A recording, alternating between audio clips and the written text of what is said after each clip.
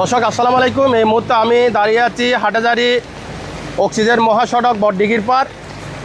আপনারা জানেন চট্টগ্রাম সহ সারা বাংলাদেশের মধ্যে টানা আজকে 3 দিন ভারী বর্ষণ।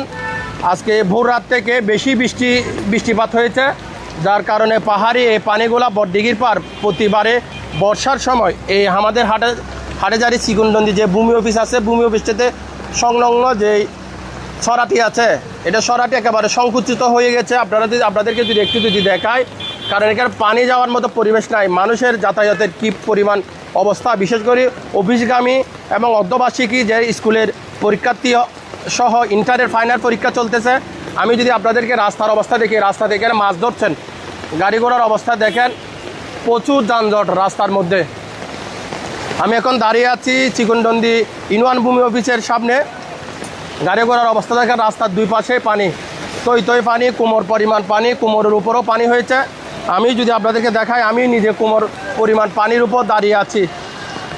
এখানে পাহাড় থেকে যে পানিগুলো আছে, সেই পানির মধ্যে স্থানীয় যারা আছেন তারা মাছ ধরছেন।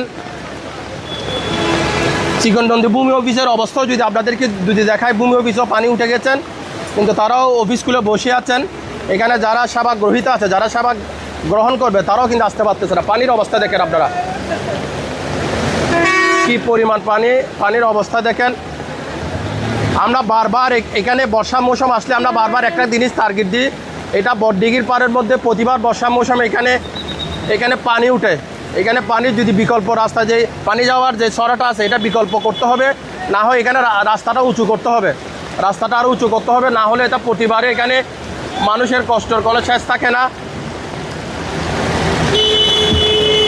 রাখার জন্য প্রশাসনের প্রতি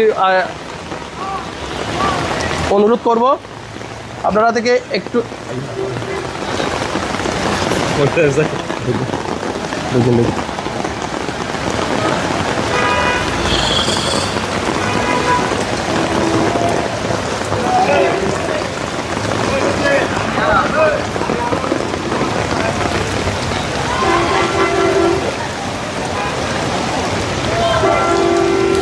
আমি কি পরিমাণ জায়গার মধ্যে দাঁড়িয়ে আছি আপনারা দেখেন।